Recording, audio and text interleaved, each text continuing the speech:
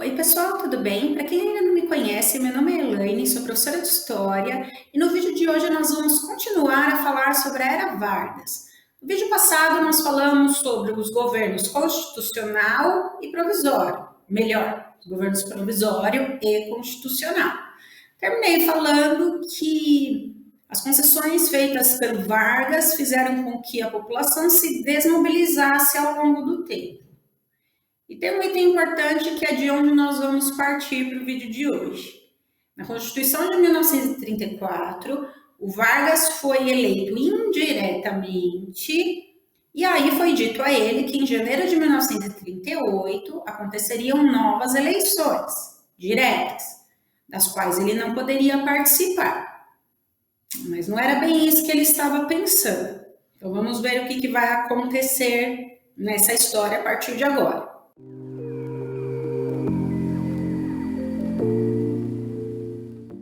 Getúlio Vargas não queria sair do poder. Já estava desde 1930. Só que ele não poderia simplesmente chegar, cruzar os braços e falar: não, vou sair daqui. Ele não tem como, né, se comportar dessa forma. Então, assim, precisava de uma coisa para assustar a população e, ao mesmo tempo, fazer com que ele parecesse um herói. Essa coisa apareceu aí na imprensa em outubro de 1937. É o chamado Plano Cohen. Cuidado, é Cohen e não coin de moeda. Esse Plano Cohen é uma carta supostamente escrita pelos comunistas com planos para tomar o poder. Essa carta foi amplamente divulgada na imprensa, o rádio, emissoras de rádio, jornal, todo mundo noticiou. A carta tinha todos os detalhes do que os comunistas iam tomar o poder e todas essas coisas.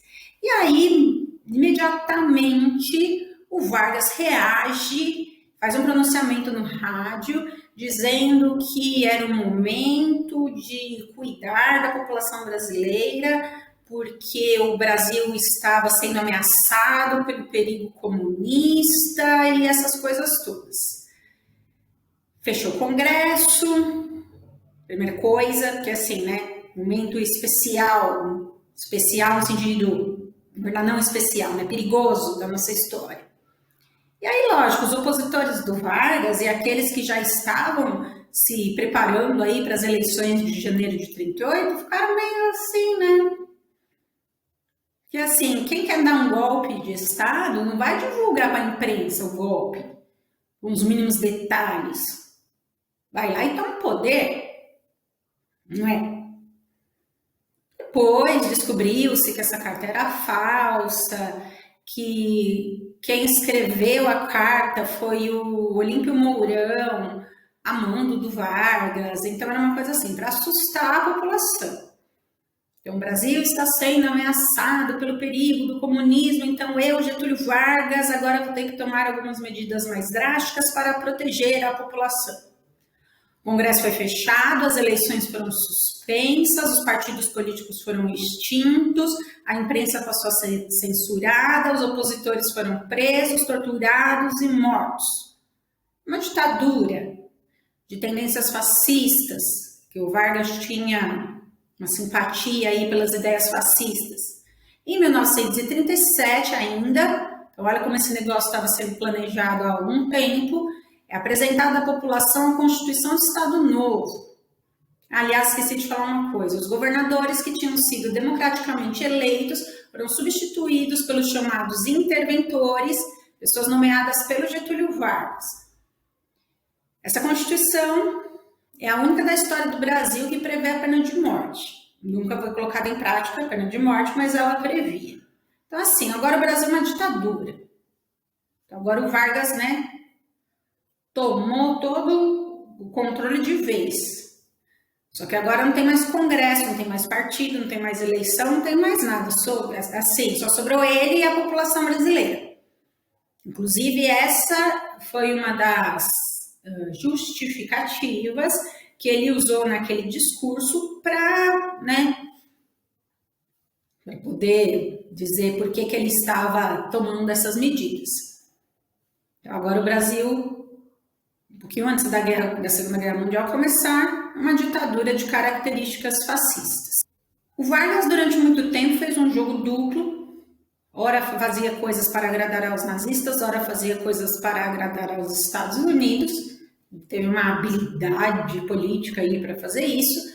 Só que aí começou a Segunda Guerra, em 1939, e no início o Brasil ficou neutro. Não tomou parte de nenhum dos dois lados. Só que em 1941 o Brasil rompeu relações com os países do eixo, depois que navios brasileiros foram atacados por submarinos alemães.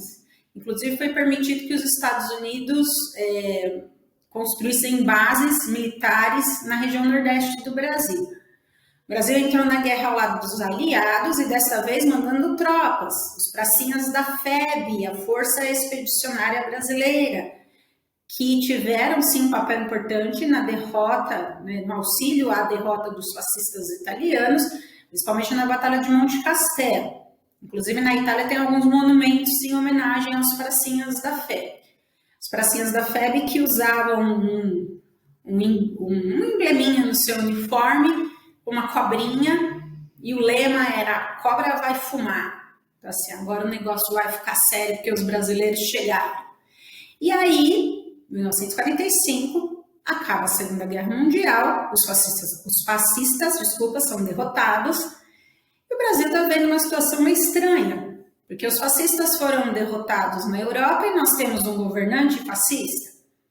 O Vargas tentou tomar medidas desesperadas para ficar no poder, mas ele foi deposto.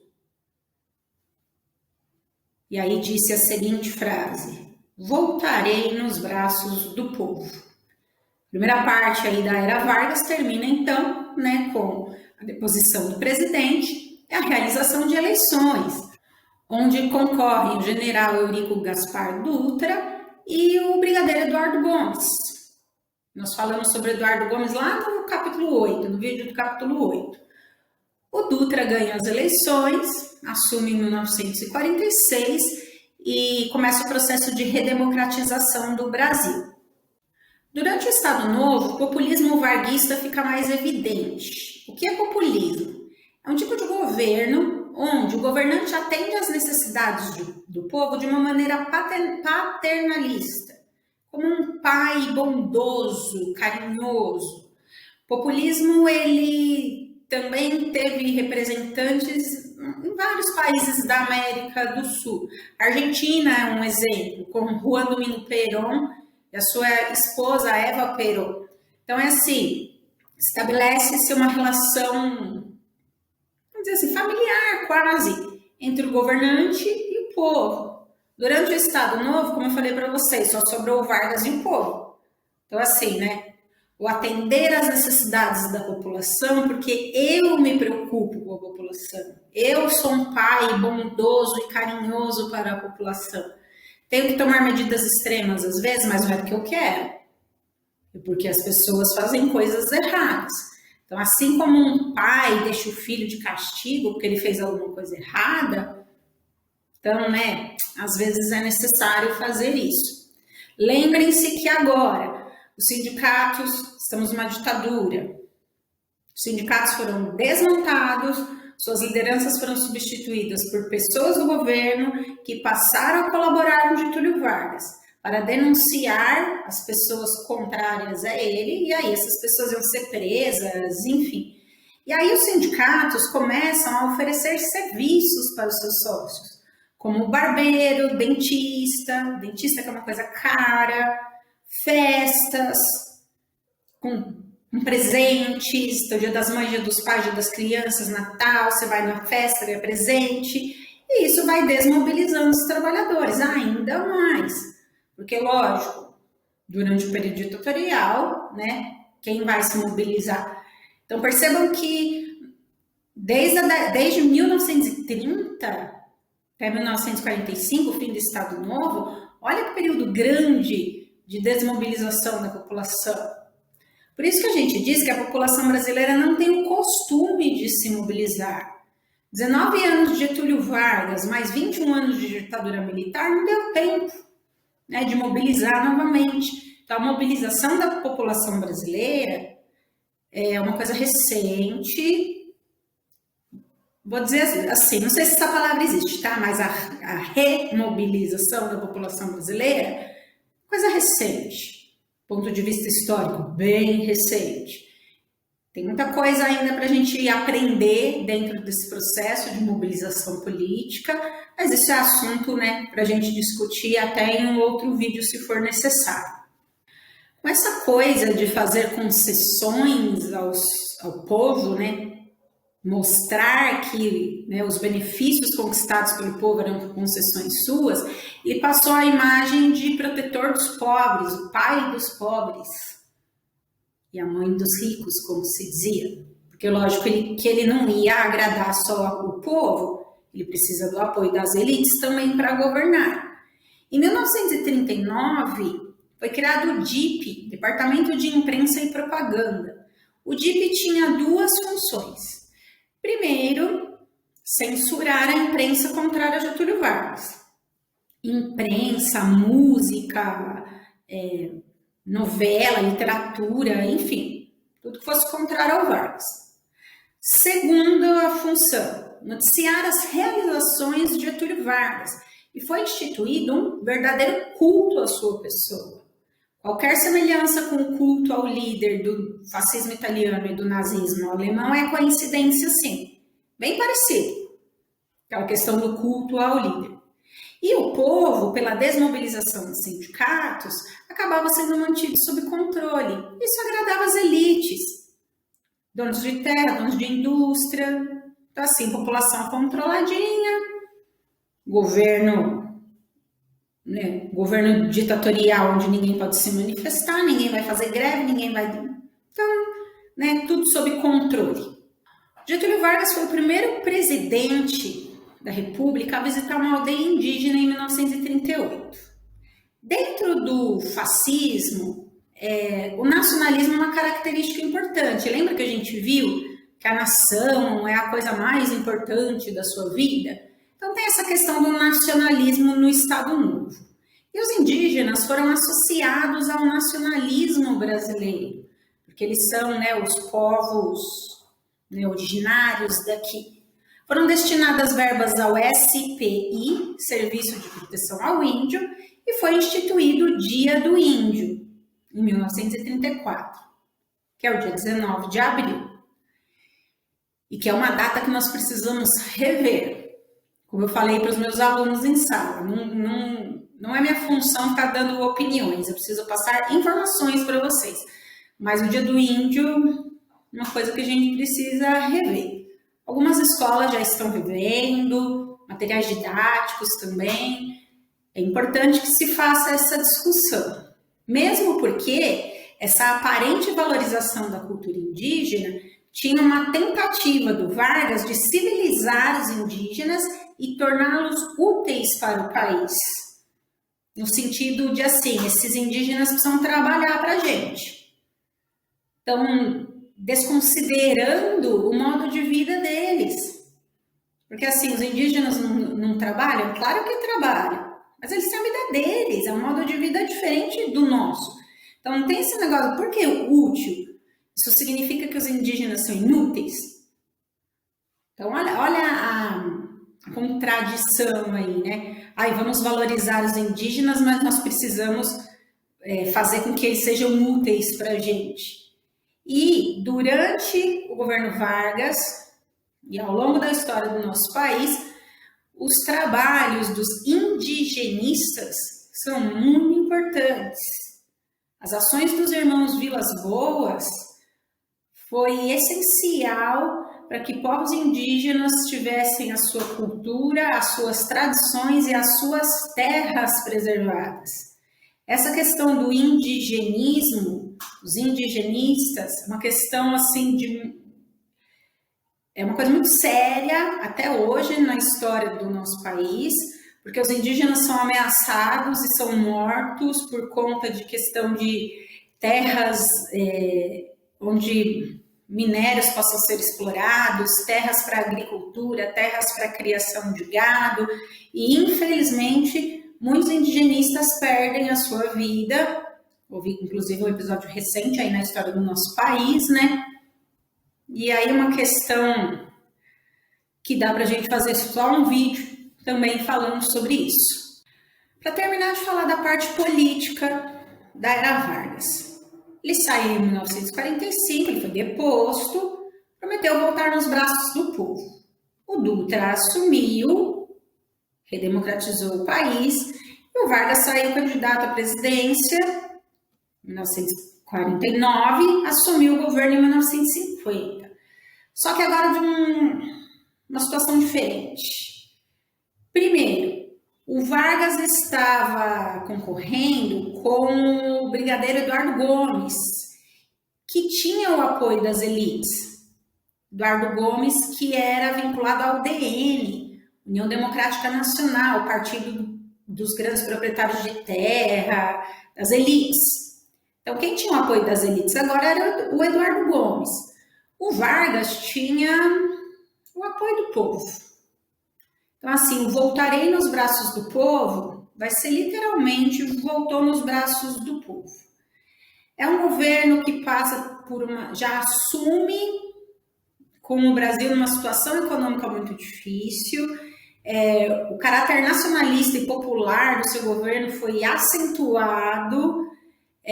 Isso fez com que aumentasse a oposição das elites econômicas do país a ele. E assim, gente, considerando a história do nosso Brasil República até hoje, se você não tem o apoio das elites econômicas, você não governa o país. Ai, mas a gente escolhe os candidatos, a gente, povo, a gente escolhe os candidatos. Mas nós não somos a elite econômica do país. Se você não tem o apoio da elite econômica, das elites econômicas e do Congresso Nacional, esquece. Você não vai conseguir governar. E foi o que aconteceu aqui. O último governo Vargas tem como destaque aí a criação da Petrobras em 1953, porque o Brasil importava todo o petróleo consumido até aquele momento, e a ideia era justamente evitar essa total dependência do petróleo vindo do exterior. Porque caso acontecesse algum problema, né, o Brasil ficaria em maus lençóis. Só que assim, vão passando os anos, vão crescendo as denúncias de corrupção em torno da figura do Vargas e dos, enfim, né, dos aliados a ele. O jornalista Carlos Lacerda tem um jornal, é diretor de um jornal no Rio de Janeiro, onde ele faz uma oposição assim bem ferrenha ao Getúlio Vargas, uma oposição, sabe assim, sem medir as palavras, sou oposição, então, né, sou oposição sem meias palavras, chuto o balde e falo mesmo. E aí, em 1954, acontece um episódio envolvendo o Carlos Lacerda, que faz com que a pressão sobre o Getúlio Vargas aumente ainda mais. Então, ele já tinha oposição das elites econômicas, de parte do Congresso, de parte da imprensa, os Estados Unidos já estavam de olho, os militares estavam de olho, os setores conservadores, enfim. Vai se fechando um cerco aí, né, contra o Vargas. O Carlos Lacerda, aquele jornalista que eu falei para vocês, ele estava voltando de um jantar no Rio de Janeiro, que era a capital do Brasil ainda, com o major da aeronáutica Henrique Vaz. Normal, o jantar estava voltando para casa. Quando os dois estavam passando pela rua Toneleiros, no Rio de Janeiro, eles sofreram um atentado. O major Henrique Vaz faleceu e o Carlos Lacerda levou um tiro no pé. Esse tiro no pé virou manchete de jornal e o Carlos Lacerda falou que foi o Vargas que mandou matá-lo, e aquele escândalo, né? E aí o Vargas disse que era para o Carlos Lacerda ficar tranquilo, que ele mesmo ia ver, né? Sabe assim, deixa que eu vou conduzir as investigações.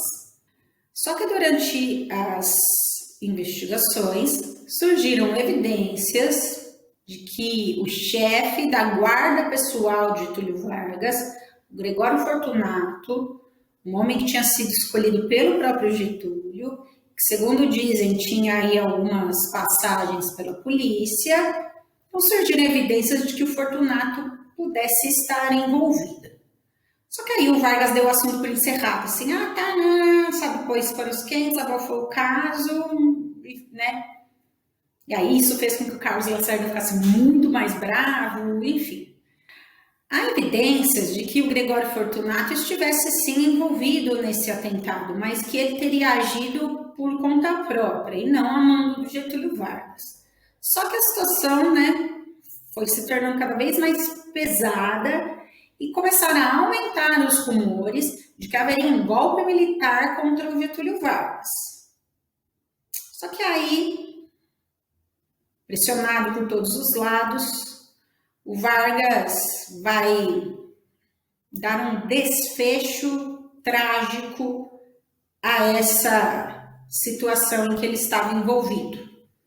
No dia 24 de agosto de 1954, Getúlio Vargas tira a própria vida. Deixa para a população brasileira um dos documentos mais importantes da história do Brasil República, que é a Carta Testamento, que termina com a frase: saio da vida para entrar na história. Morre o homem Getúlio Vargas e nasce uma figura mitológica na história do Brasil. Alguns historiadores analisam o suicídio do Vargas como um ato político.